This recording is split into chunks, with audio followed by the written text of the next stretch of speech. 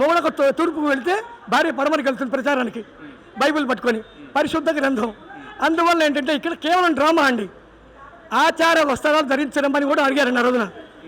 మొట్టమొదటి రోజు ముఖ్యమంత్రి అయినప్పుడంటే నేను బూట్లతో ఇంగ్లీష్ వాళ్ళ స్టైల్లో వస్తానన్నానండి. ఇంగ్లీష్ వాళ్ళు అంటే ఎవరండి? ఇక మీకు అర్థం చేసుకోండి. ఇంగ్లీష్ వాళ్ళు అంటేనే బ్రిటన్ దేశస్తులు, బ్రిటన్ దేశస్తులు అంటేనే యెహోవా రక్షించుగాక వాళ్ళు, కాబట్టి వాళ్ళ పద్ధతిలో వస్తున్నాడు. మరి నేను భారతీయుడండి. కించపరచడంలో ఆయన ఉద్దేశం అండి, తాగటం కూడా ఉద్దేశం కాదండి. తీసుకొని వేస్తే ఆయనకి పాపం వచ్చుదని సెంటిమెంట్ కూడా లేదండి.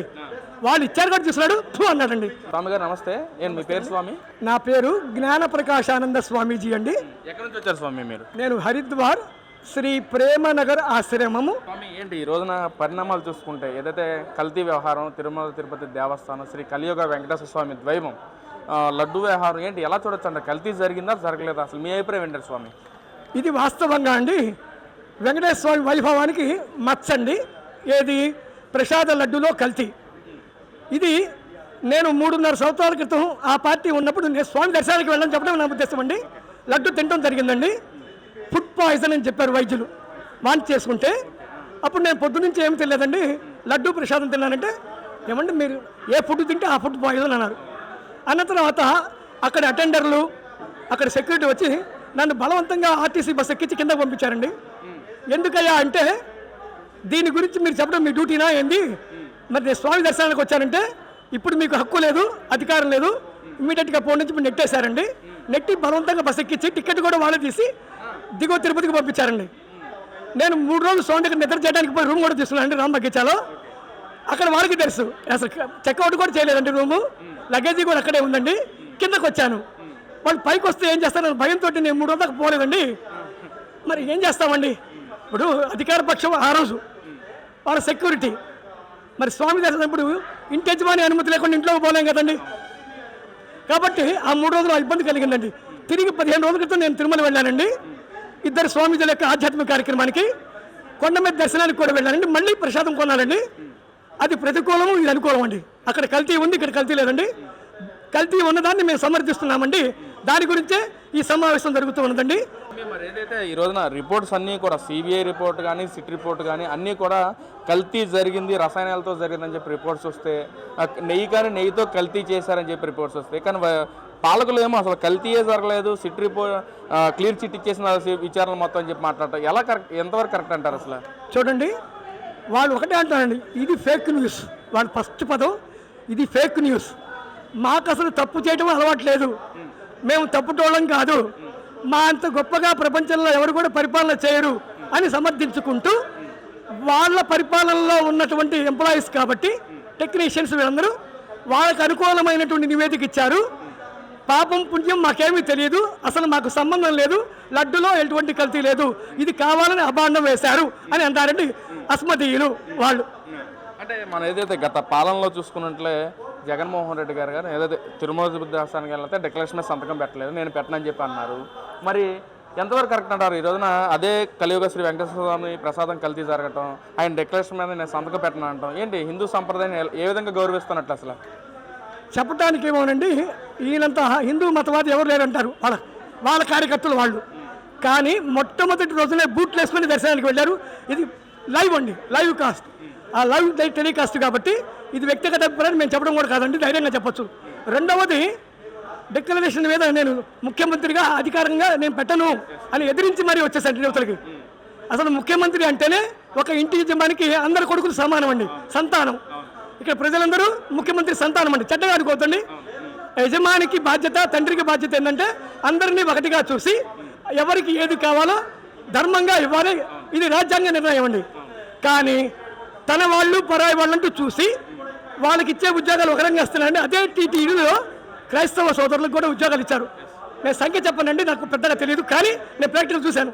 నా అనుభవం అండి మీకు చెప్పాను, నాకు నా అనుభవాన్ని చూశాను. మీకు పంపించింది వాళ్ళేనండి నన్ను కిందకి, కాబట్టి నాకు పేర్లు కూడా తెలియదు, చదివినా కూడా వద్దులేండి. ఇక్కడ ముఖ్యం ఏంటంటే అస్మదీయులు వ్యతిరేకించి మా పక్షం వారిని మీరు బ్లేమ్ చేస్తున్నారు, ఇమ్మీడియట్ కిందకు పోండి అని పంపించారని మీకు చెప్పడం జరిగిందండి.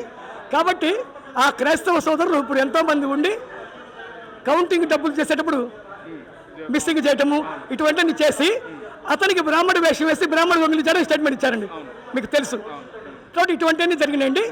స్వామి గత 5 ఏళ్ల పాలనలోనే పరకామణి కేసు, మీరు ఏదైతే దొంగతనం జరిగిందంటున్నారో ఆ కేసు ఒకటి, లేదా లడ్డు వ్యవహారం గురించి కానీ, లేదా కింద గోవిందర స్వామి టెంపుల్లో కూడా బంగారం 50 కేజీలు బంగారం దొంగతనం చేయటం కానీ, ఏంటి అసలు ఆ హిందూ సంప్రదాయాన్ని వైసీపీ నాయకులు కానీ పాలకులు అసలు ఏ విధంగా ఇస్తున్నారనుకోవచ్చు ఆ సంప్రదాయం బట్టి? అంటే వాళ్ళకి ఒకటేనండి, హిందూ సమాజం మీద బురద చల్లటం వాళ్ళ నైజం అండి.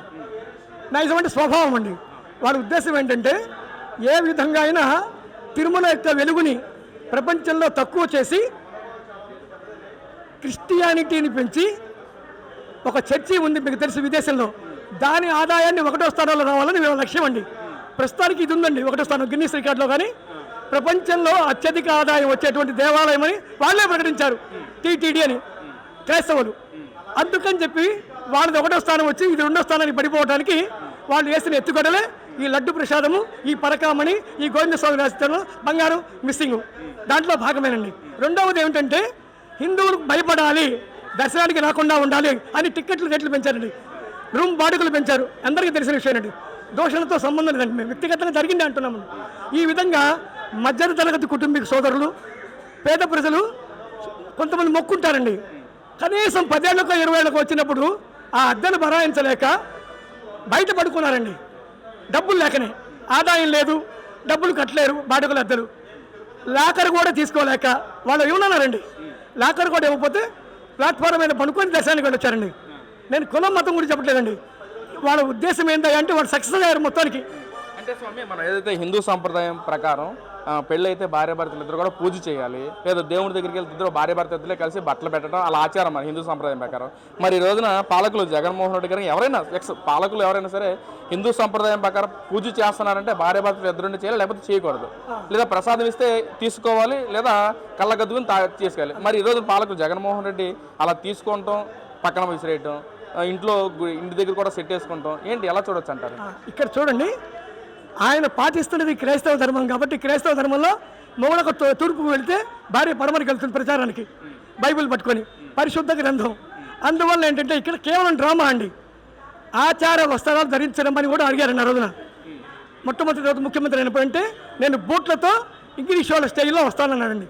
ఇంగ్లీష్ వాళ్ళు అంటే ఎవరంటే ఇంక మీరు అర్థం చేసుకోండి, ఇంగ్లీష్ వాళ్ళు అంటేనే బ్రిటన్ దేశస్తులు, బ్రిటన్ దేశస్తులు అంటేనే యెహోవా రక్షించుగాక వాళ్ళు, కాబట్టి వాళ్ళ పద్ధతిలో వస్తున్నాడు.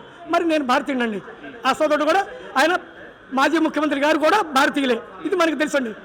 కానీ ఆయన నడక నేను క్రైస్తవుడని మటుకి ఆయన నిరూపిస్తున్నాడండి. కాబట్టి దాని ప్రకారం సింగిల్గా వెళ్తున్నాడండి. హిందూ సమాజంలో ఇద్దరు వెళ్ళాల్సిందేనండి. మరి తీర్థం కూడా పుచ్చుకొని పక్కకు విసిరేయటం ఎలా, ఏంటి అసలు? దీన్ని కించపరచడంలో ఆయన ఉద్దేశం అండి, తాగటం కూడా ఉద్దేశం కాదండి. తీసుకొని వేస్తే ఆయనకి పాపం వచ్చుదని సెంటిమెంట్ కూడా లేదండి. వాళ్ళు ఇచ్చారు కూడా చూస్తున్నాడు, తూ అన్నాడండి. సరే తూ అన్నాడు, పారిపోస్తాడు. అంటే ఏంటి, వెంకటేశ్వర స్వామి నలకలకు గొప్ప కాదు, యెహోవా లేక యేసు ప్రభువే నాకు టాప్ అని ప్రకటించాడండి. సార్, మరి ఏదైతే దీని మీద కార్యాచరణ ఎలా ఉండబోతుంది జగన్మోహన్ రెడ్డి, పరిహారం కానీ ఏంటి అసలు? ఇక్కడ పరిహారం ఏంటంటేనండి, హిందూ శాస్త్రంలో పురాణాలలో ఉన్న పరిహారం అండి. సాధువులందరూ తెలంగాణ రాష్ట్రంలో, మన ఆంధ్ర రాష్ట్రంలో అంటే ఉభయ తెలుగు రాష్ట్రాలలో సాధువులందరూ, పురోహితులందరూ, సిద్ధాంతులందరూ ఈరోజు తారీఖు నిర్ణయించడం జరిగిందండి. ఈ సమావేశం ప్రకారం దీని నిర్ణయం కూడా ప్రక్షాళన ప్రాయశ్చిత్త కార్యక్రమం అండి. ఆ లడ్డు గురించి జరిగిన తప్పు అని చెప్పి బాధపడుతూ క్షమాపణ కోరుతూ ముడుపులు కట్టడం దీనికి ప్రక్షాళన మార్గం అండి. ఇట్లా అందరూ కూడా ముడుపులు కట్టాలి. ముఖ్యమంత్రి గారు కుటుంబం, ఉప ముఖ్యమంత్రి గారు వారి కుటుంబం, మాజీ ముఖ్యమంత్రి గారు వారి కుటుంబం, మేము సాధువులం కాబట్టి మా ఆశ్రమం అసలు మేము కూడా ముడుపు కట్టాలండి. ఇది నిర్ణయించడం జరిగింది. మరి మీరు అన్నట్లుగానే మరి గత పాలకులు ఏమన్నా ముడుపు కట్టే అవకాశం ఉందంటారు? పాప పరిహారం చేసుకుంటారా? వాళ్ళ పేరుతో మేము కట్టాల్సిందే కంటే వాళ్ళు కట్టరండి. ఎందుకంటే వాళ్ళకి దీని మీద నమ్మకం లేదు కాబట్టి, అందువల్ల వాళ్ళు కట్టరండి.